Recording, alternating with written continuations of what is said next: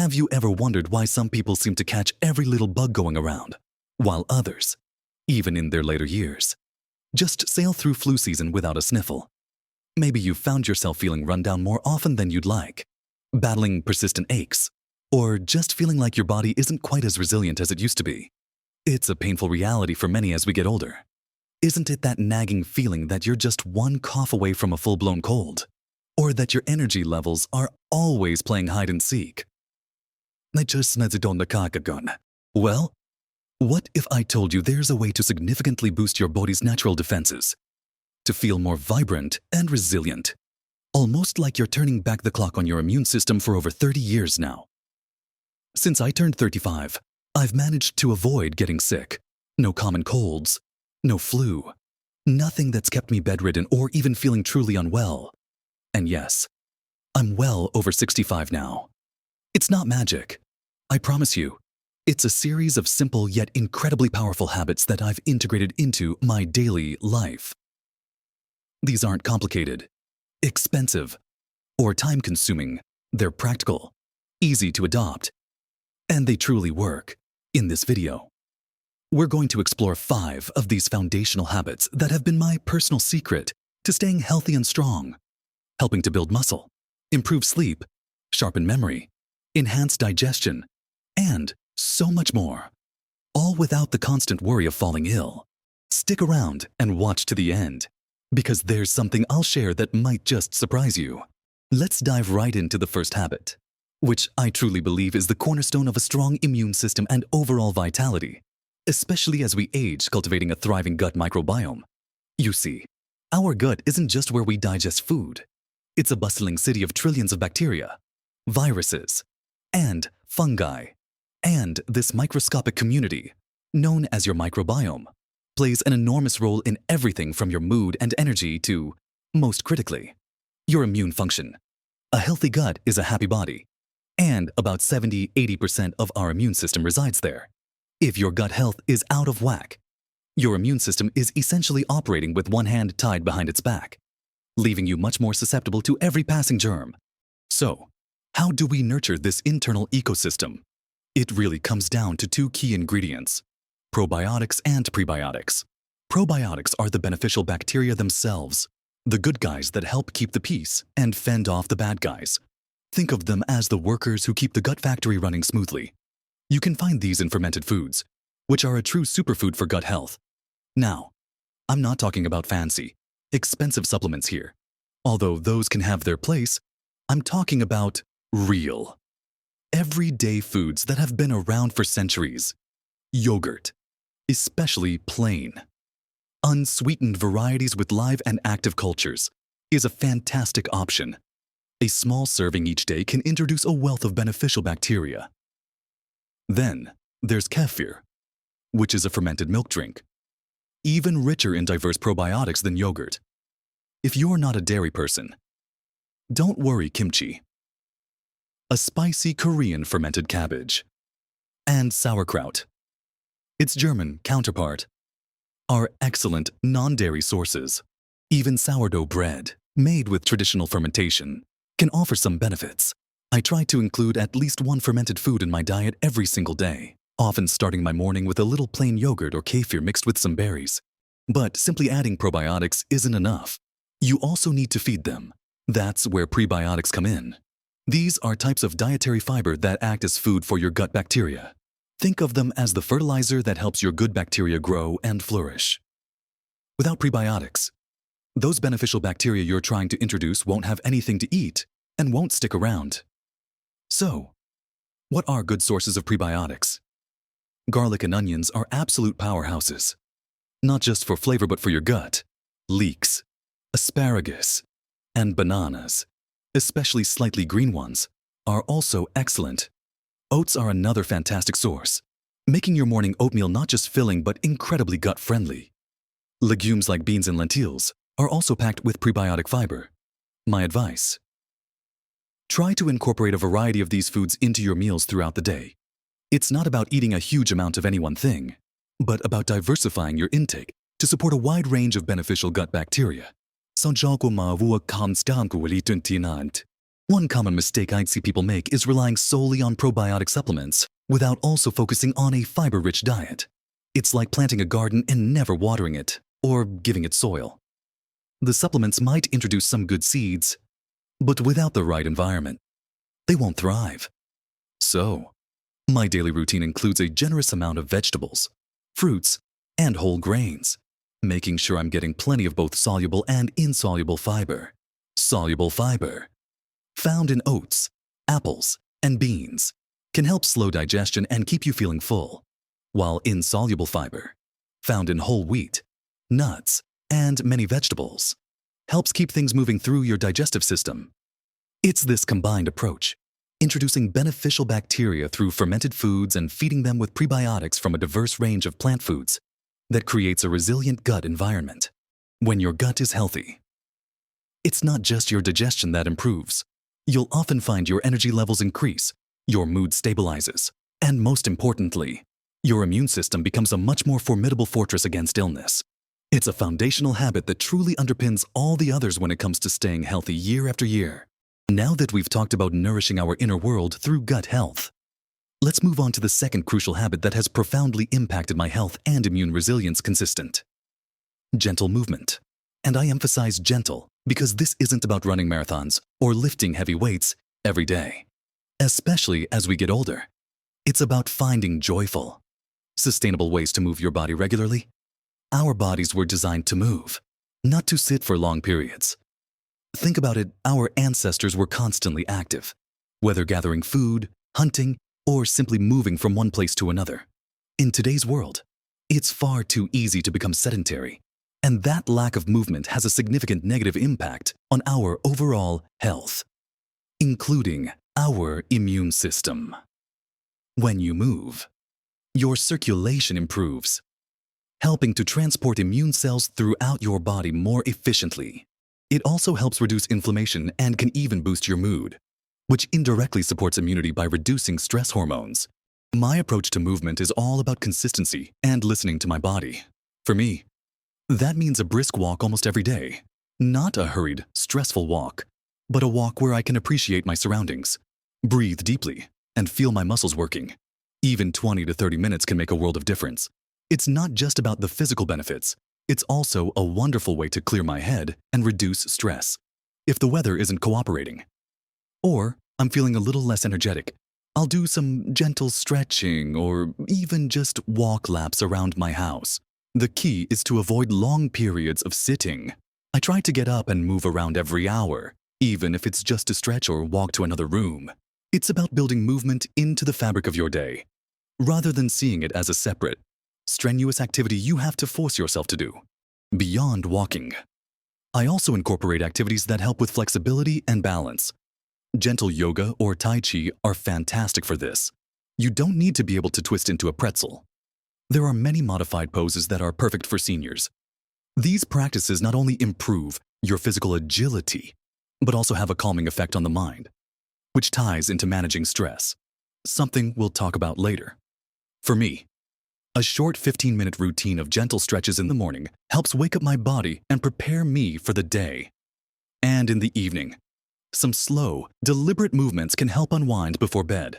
The goal is to keep your joints supple, your muscles engaged, and your circulation flowing without putting undue strain on your body. Remember, consistency trumps intensity here. A little bit every day is far more beneficial than sporadic, intense workouts that might leave you feeling depleted or even injured. Think of movement as a gentle ripple effect that strengthens your entire system from the inside out, preparing it to resist illness and maintain vitality. Now, flowing seamlessly from the importance of consistent movement, let's talk about the third habit that has been an absolute game changer for my health: an ability to fend off illness prioritizing quality sleep. This might sound obvious, but I think many of us, especially as we get older, tend to underestimate just how crucial a good night's rest is for our immune system. When you sleep, your body isn't just resting, it's actively working. It's repairing cells, consolidating memories, and, critically, producing and distributing immune proteins called cytokines. These cytokines are like the generals of your immune system, signaling cells to fight infection and inflammation. If you're not getting enough quality sleep, your body simply can't produce enough of these protective substances, leaving you more vulnerable to viruses and bacteria. For years, I used to think sleep was something I could skimp on, that I could catch up on the weekends. But I learned the hard way that consistent, restorative sleep is non-negotiable for true health. It's not just about the number of hours. Though aiming for 7 to 9 hours is a good starting point for most adults, it's about the quality of those hours. Are you waking up feeling refreshed or still groggy and tired? That feeling is often the best indicator of whether your sleep is truly restorative. So, what are my sleep secrets? Firstly, I've found that consistency is key. Going to bed and waking up around the same time every day, even on weekends, helps regulate my body's natural sleep-wake cycle, also known as your circadian rhythm. This rhythm plays a huge role in how well you sleep. When you stick to a schedule, your body learns to anticipate sleep, making it easier to drift off and wake up naturally. Secondly, I create a calming bedtime routine. For me, that means dimming the lights in the evening, avoiding screens for at least an hour before bed. The blue light from phones and tablets can disrupt melatonin production, which is the sleep hormone, and engaging in relaxing activities. This could be reading a physical book, listening to calm music, or practicing some gentle stretching or meditation, which is something we'll touch on next. A warm bath or shower can also be incredibly soothing. It's about signaling to your body that it's time to wind down and prepare for rest. Another vital aspect of good sleep is your sleep environment. Is your bedroom dark enough? Even small amounts of light can disrupt sleep. I use blackout curtains to ensure my room is completely dark. Is it quiet if noise is an issue? Consider earplugs or a white noise machine. And is it cool? Most people sleep best in a slightly cool room, generally between 60 to 67 degrees Fahrenheit, 15 to 19 degrees Celsius. Beyond that, I pay attention to what I eat and drink in the evening. Avoiding heavy meals close to bedtime is important, as is limiting caffeine and alcohol in the late afternoon and evening. While alcohol might make you feel drowsy, it often disrupts the quality of your sleep later in the night. By diligently implementing these small, seemingly simple habits, my sleep quality has dramatically improved, and the ripple effect on my immune system, my energy levels, and my overall feeling of well-being has been absolutely profound. When your body gets the rest it needs, it has the time and resources to repair, rejuvenate, and prepare itself to fight off whatever comes its way. It's an investment in your health that pays dividends every single day. Now that we've delved into the profound benefits of quality sleep, let's transition to the fourth habit that has truly transformed my overall health and, in turn, my immune resilience mastering stress through mindfulness. We often hear about how stress is bad for us, but do we truly understand its impact on our physical well-being, especially our immune system when you're under chronic stress? Your body is constantly in a fight or flight mode. This triggers the release of stress hormones like cortisol, which, while helpful in short bursts, can suppress your immune system over time. Imagine your body constantly being on high alert. It diverts resources away from maintenance and repair, leaving less energy for your immune cells to do their job effectively. That's why people often find themselves getting sick after a particularly stressful period. Mindfulness isn't about eliminating stress from your life. That's often impossible. But about changing your relationship with it. It's about learning to observe your thoughts and feelings without judgment, and to bring your attention to the present moment.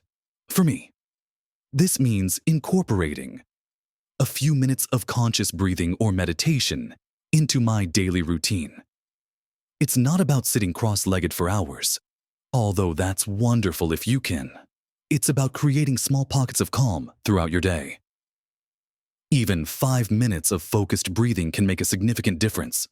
Find a quiet spot, sit comfortably, and simply pay attention to your breath as it enters and leaves your body. When your mind wanders, which it will, gently bring your attention back to your breath. This simple practice helps to activate your body's relaxation response, lowering heart rate and blood pressure, and, crucially, reducing those immune-suppressing stress hormones. Beyond formal meditation, I practice mindfulness in everyday activities. When I'm walking, I try to truly feel my feet on the ground and notice the sounds and sights around me. When I'm eating, I savor each bite, paying attention to the flavors and textures. This isn't just some abstract concept.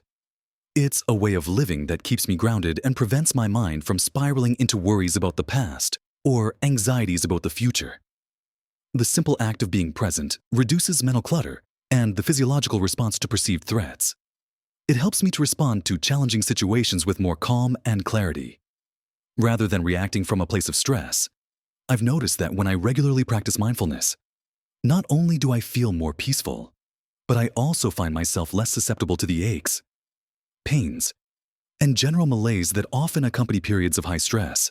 It's as if my body is less preoccupied with perceived threats and has more energy to dedicate to keeping me healthy and strong.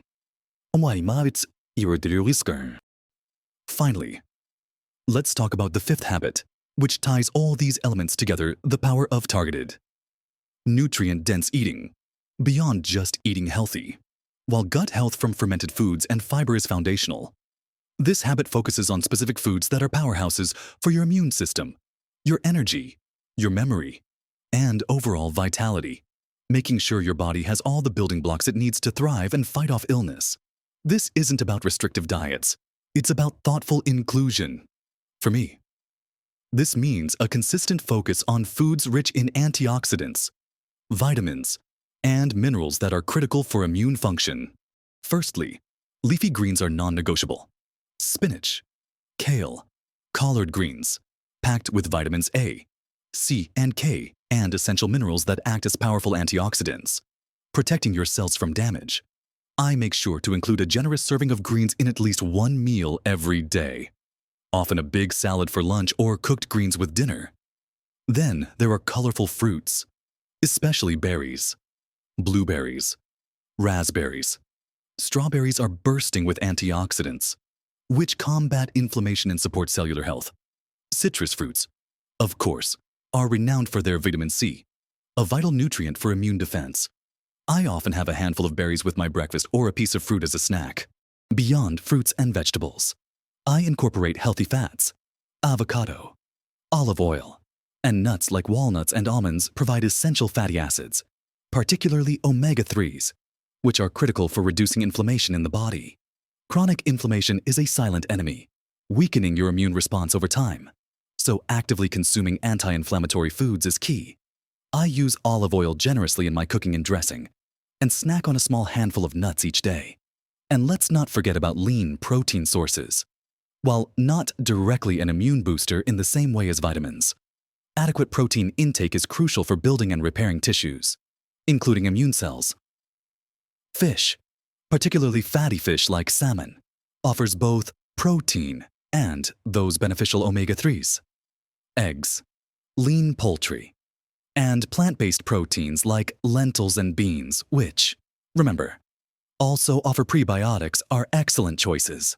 What I've found is that by consistently focusing on these 5 habits, nurturing my gut, moving my body gently and consistently, prioritizing quality sleep, managing stress through mindfulness, and fueling my body with targeted, nutrient-dense foods, my body has built an incredible resilience. It's like creating a sturdy, well-maintained fortress. When a germ comes knocking, the defenses are strong, the soldiers, my immune cells, are well-fed and rested, and the communication lines are clear. This integrated approach is why I've been able to navigate decades without falling ill, even when everyone around me is battling something. Remember, true health isn't about quick fixes or extreme measures. It's about making small, consistent choices that build up over time. It's about listening to your body, treating it with respect, and providing it with what it truly needs to thrive. These habits aren't just about avoiding sickness. They're about living a fuller, more energetic, and more joyful life at every age. You have the power to make these changes, to feel stronger, sharper, and more vibrant than you ever thought possible. Don't underestimate the profound impact of these simple practices. I truly hope sharing these habits has given you some valuable insights and inspiration. I'd love to hear from you. Have you tried any of these habits? What are your own secrets to staying healthy and resilient as you've gotten older? Share your thoughts and experiences in the comments below. Your wisdom might just help someone else on their journey to better health. If you found this video helpful, Please give it a thumbs up and consider subscribing to my channel.